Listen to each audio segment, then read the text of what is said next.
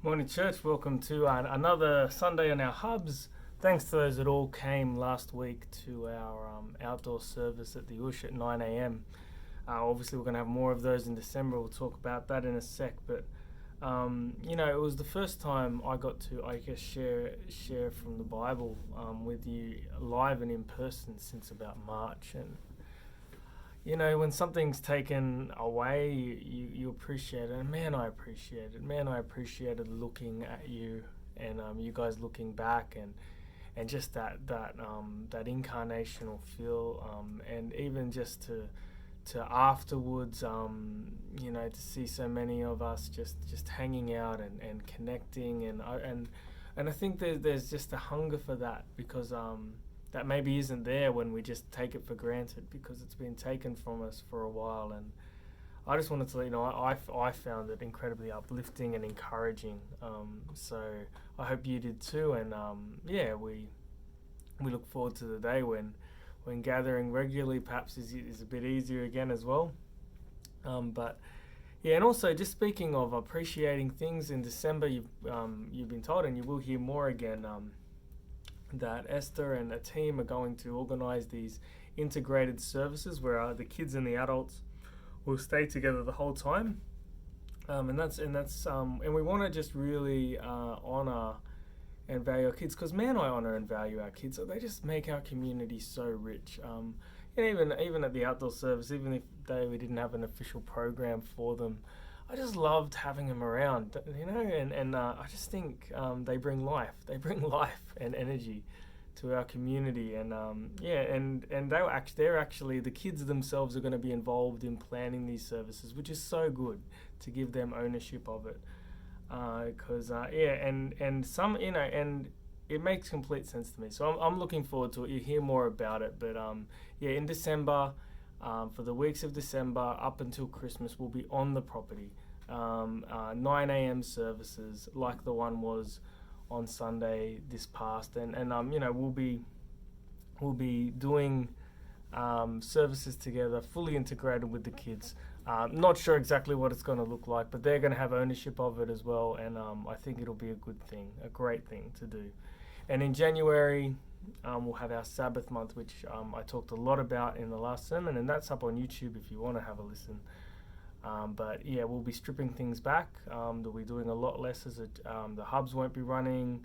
And there'll be, and in that space, we'll be encouraging people to slow down and to reflect on the fact that God is our creator, our provider, our redeemer, and that he goes before us and we're so dependent on him. Stopping and resting actually can be a statement of trust in those things.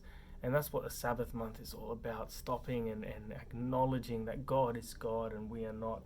And in that month, the challenge will be for the whole community to work on a habit, an individual discipline that will invest in their relationship with God for that whole month every day. And next to that, actually limit a habit.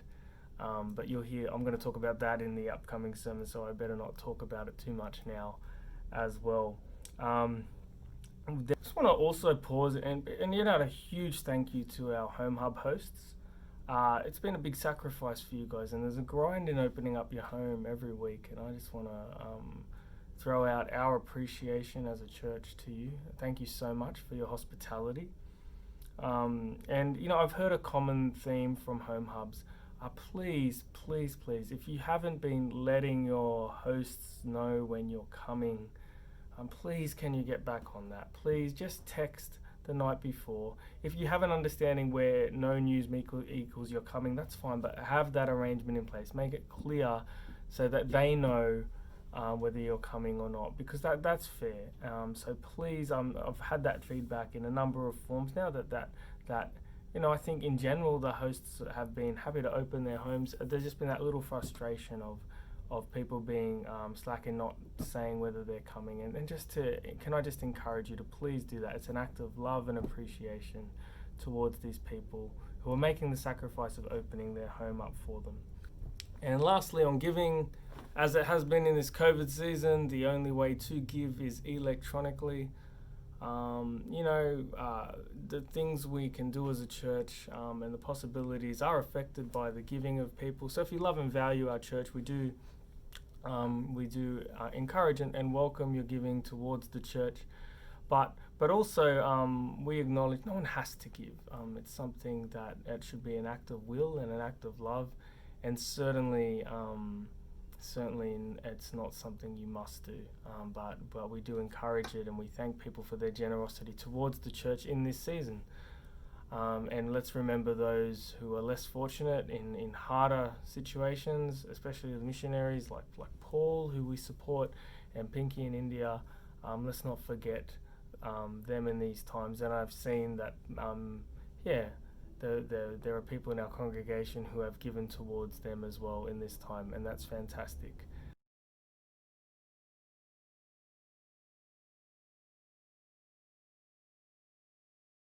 Who's the king of the jungle? Who's the king of the sea? Who's the king of the universe? Who's the king of me? I'll tell you. J-E-S-U-S. Yes! Who's the king of me? He's the king of the universe. And he's the king of me. I tell you. No! That is the song.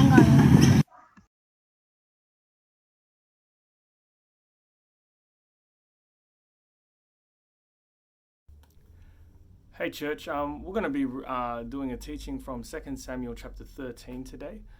just a little warning when we actually read this story. It's not really. It may be the type of story you might want kids to be out of the room for, even though it's in the Bible. It's very full on. It's very, very dark. But I want to deal with it today, taking a break from the book of Matthew, and just giving that little disclaimer out there that it's quite a heavy story.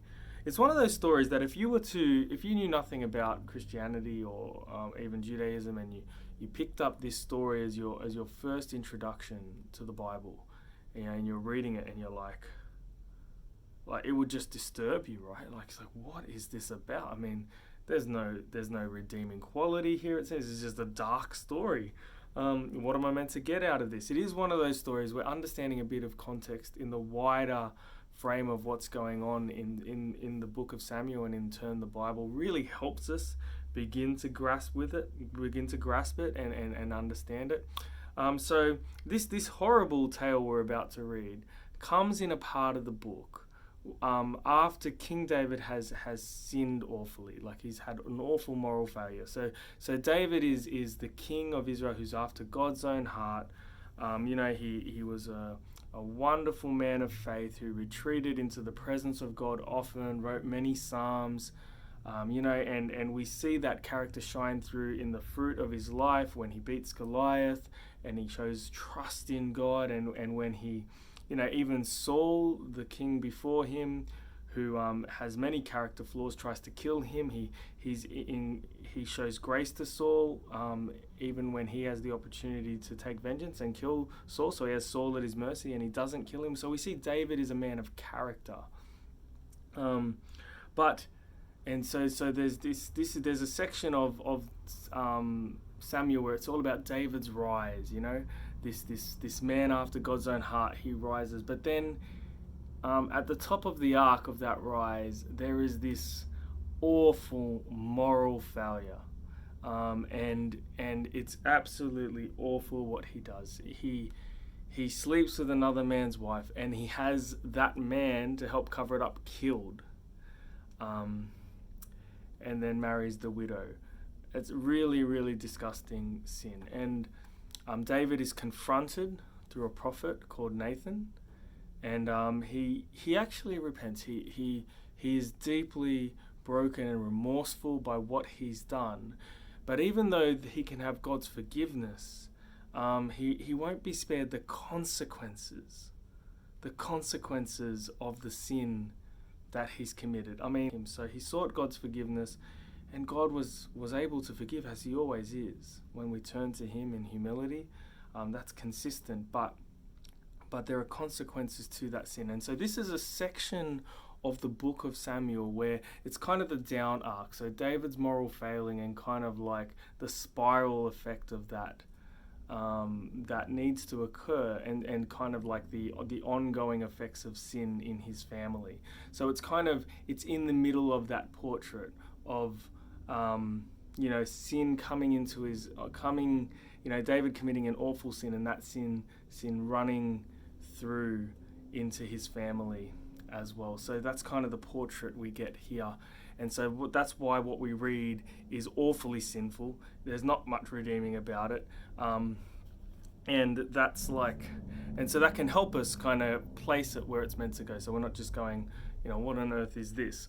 But always important to remember that part of the wider story of Scripture is that God faithfully keeps his promises and works through the brokenness of humanity. Even though humans can be so awful and so stuffed up, God faithfully pursues them, faithfully keeps his promises.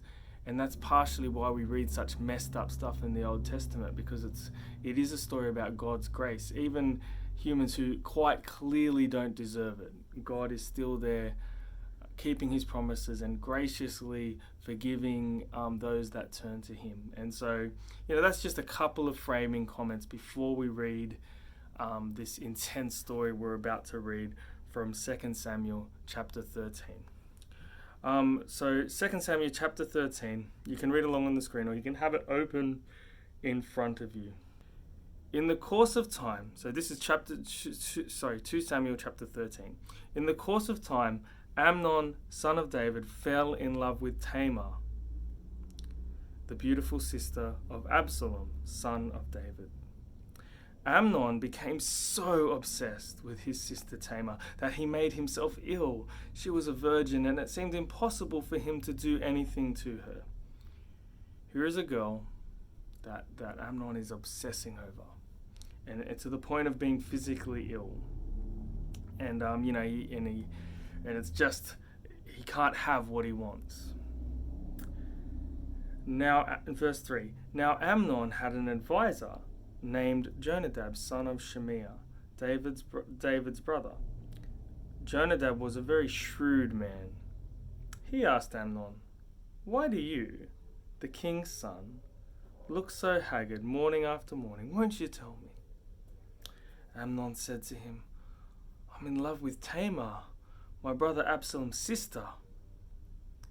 "Well, go to bed and pretend to be ill," Jonadab said. "When your father comes to see you, say to him, 'I would like my sister Tamar to come and give me something to eat. Let her prepare the food in my sight so I may watch her and then eat it from her hand.'" So Amnon lay down and pretended to be ill. When the king came to see him, Amnon said to him, I would like my sister Tamar to come and make some special bread in my sight so I may eat from her hand."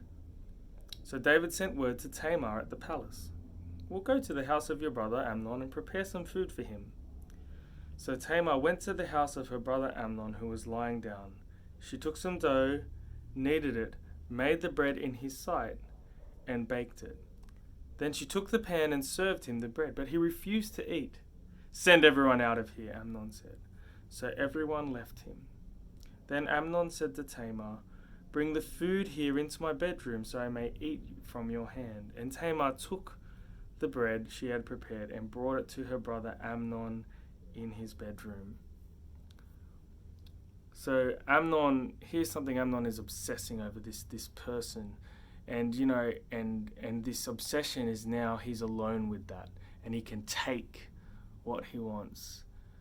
Human desire, unchecked by God, can twist and turn us into something quite animal-like. He's just purely possessed by desire at this point. Here's something he wants, and to grab it will cause such pain. It'd be a violation of the other person in the room, Tamar, and it would also be incredibly damaging to his character and himself. And it's just but he's a man possessed. He's made such an idol, such an obsession about something in God's creation, a person in this case, that he's just become a creature of desire. It's something quite ugly. Now I'm going to read on, but I think you can quite clearly see where this is going. Verse 11. But when she took it to him to eat, he grabbed her and said, "Come to bed with me, my sister." "No, my brother," she said to him, "don't force me. Such a thing should not be done in Israel. Don't do this wicked thing. What about me? Where could I get rid of my disgrace? And what about you? You would be like one of the wicked fools in Israel. Please speak to the king. He will not keep me from being married to you." But he refused to listen to her, and since he was stronger than she, he raped her.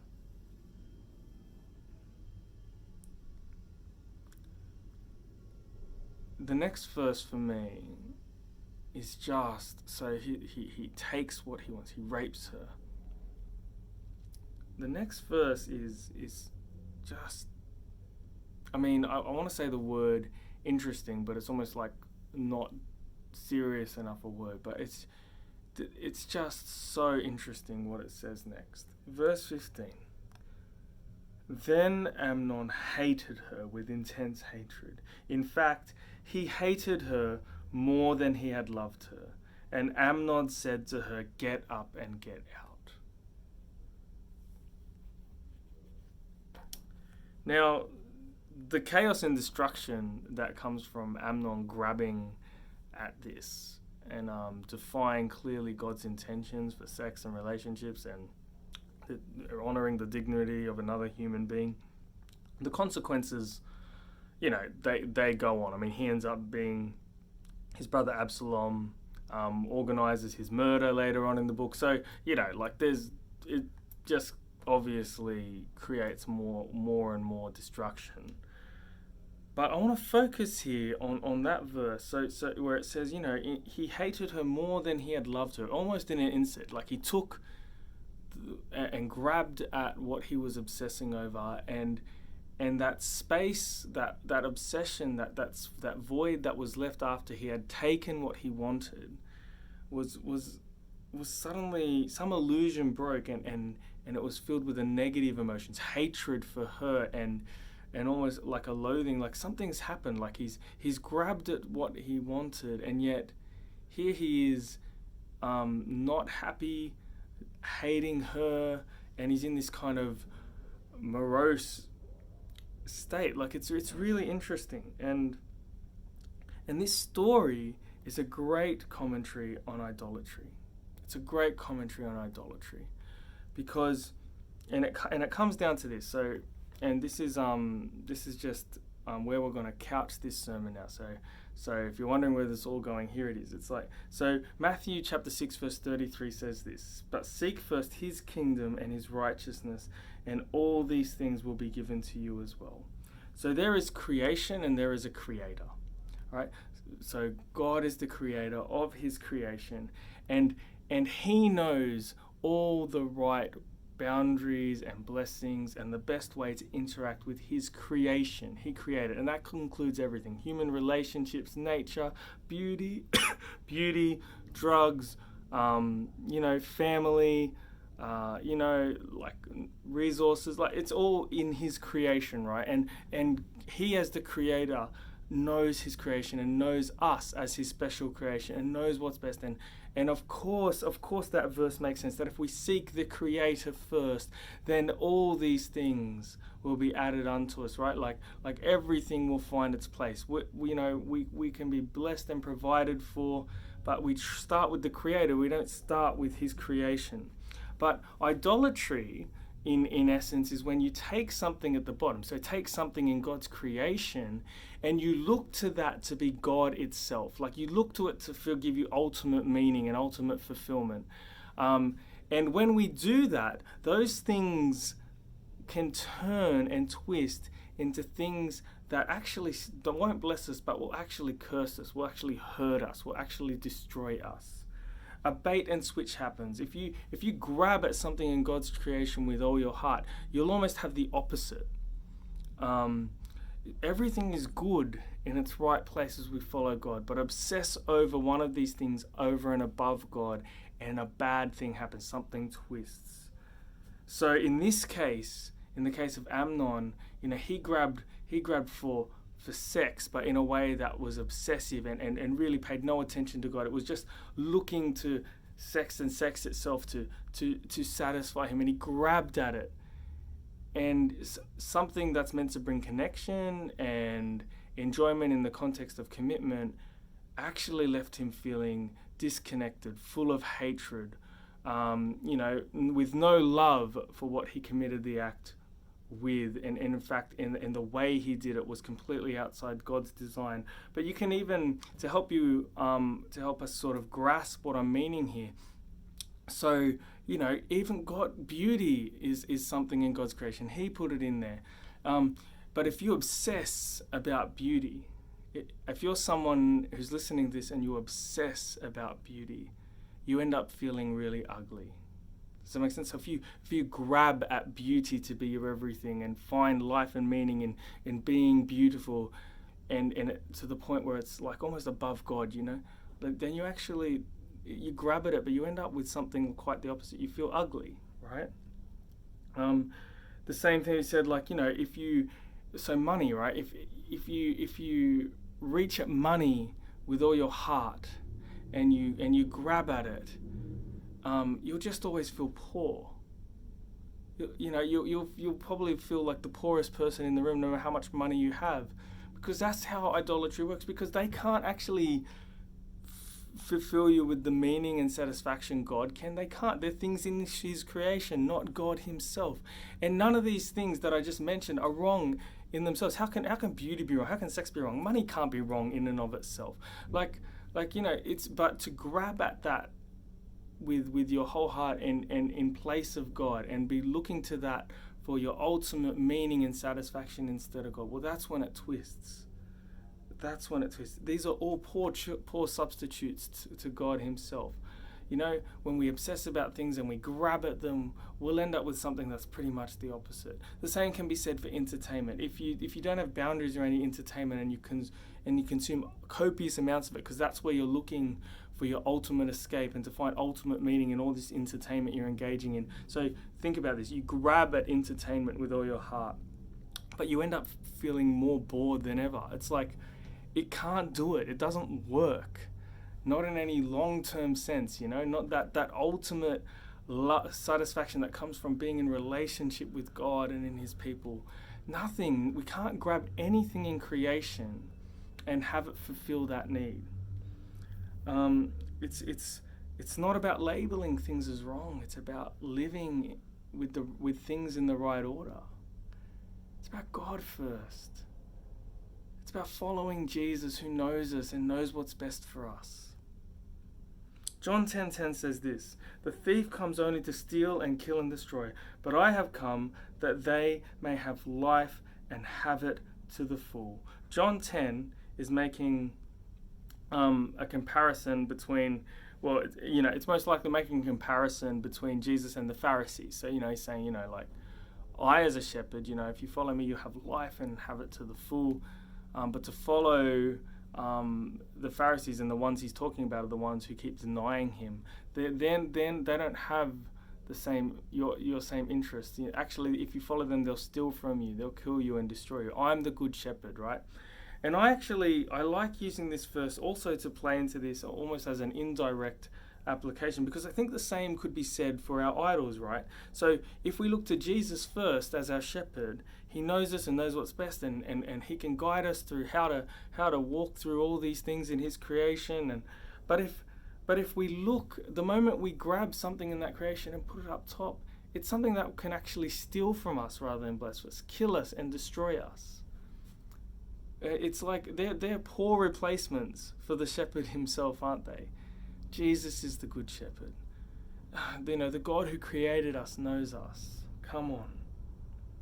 This absolutely connects to what we preached about last week. Last week, for those who were at the outdoor service, and that sermon will be up on YouTube. It is up on YouTube. That service is up on YouTube. But I talked about how everyone has a rhythm of retreat and engage. Like, that's how our life works. We engage with things that we put in sort of our responsibility realm, or the things that demand from us. And then we exit those spaces into spaces in our mindset that we frame as retreat spaces. We all do that. We all engage and retreat. The only difference is what we retreat into, right? And what we engage with. So some people, it's retreating into video games. Sometimes it's more sinister things like gambling, pornography, or the bottle. But it can be gardening, it can be sport. Lucas Melendez suggested sport is absolutely a retreat. It's one of my retreats. So we all retreat and we all engage. But the difference is what we retreat into. But if we only retreat into these things, but we don't retreat into God himself, like David did, hours upon hours with his harp, just singing songs to God, praying to God, thinking about what God thinks about him, and thinking about God's love for him and God's faithfulness, because he retreated into God himself. He was retreating into the space that actually strength, hope, and peace comes from. And if we're retreating into other stuff in our life but not retreating into God, those things could actually well be idols, because we're behaving like that's where we'll find true strength, that's where we'll try and find true rest, that's where we'll find true peace. That's actually, if it's at the expense of resting in God, it's probably something that's quite close to or in danger of being an idol in our lives, right? So I guess, how do we as people keep ourselves with living as if It's creator first, then creation. How do we do it? How do we live from a space that engages with our world like that? And I'm gonna say exactly what I said last week when I was talking about the challenge to retreat into God and the world of habits is so important. Intellectual assent, yes, we should live from the space where creator comes first, is great, but we need to pursue that value in our lives in habits, right? Like in actually form habits that keep us in that space. Having habits, individual and community disciplines, the focus right now will be individual disciplines that keep pointing us to that reality and keep us centered with it. Whether it's habits of reading the Bible and praying or journaling or spending time with God's people, making a habit of these things is what ultimately forms us, because theology and psychology agree that we are the accumulation of our habits. What we do regularly always does something to us, and what we do on a regular basis shapes our loves and our longings. So everything that we love and we long for is continually being shaped by what we continually do. So the answer to the question, if we're fair income about wanting to live from that space, we need to fight for habits in our lives that push us towards that identity, if we want the blessing of living from there. So that's why I'm going to talk about a Sabbath month in January coming up, where we're going to pull things back.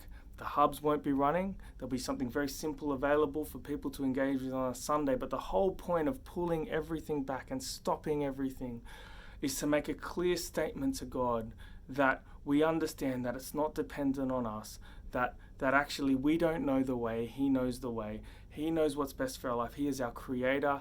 It's not our hard work that provides on its own, but it's actually He is our provider. And He's our Redeemer as well. We are people saved by His grace, and He's the one who sanctifies and leads us. That's why we stop. Because if we don't stop, we behave like it all depends on us sometimes, and we lose our way running around in God's creation, but we're not stopping to pay due attention to the Creator Himself. And so in that month where we strip everything back, I would like to encourage each of you to pick up one habit, try one new habit that will invest in your relationship with God, an individual discipline. And we're going to have a whole list of things you can pick and try. You can pick more than one, but pick one at least and try and do it every day for the month, right? So we've created room in our church rhythms. Here's a month where you can focus on trying to build a habit that will invest in your relationship with God. And side by side with that, we would like you to pick something in your life that is a go-to retreat for you, or something that you particularly have a habitual thing of turning to maybe a bit much, and actually pick something to limit or cut out for the month. So if you're a binge watcher of TV shows, put some limits on that or cut it out for the month as you try and recalibrate your habits. And the hope and prayer of that month is that as you do that, that God would lead you to the end of that month, one where it's easy to continue that habit that you've started for a whole month through the rest of the year, but also that your heart would have recalibrated closer to a heart that genuinely lives from the space where we understand God is the one who created our world and created us and knows us. And so we're not going to be so foolish as to put anything in His world above Him.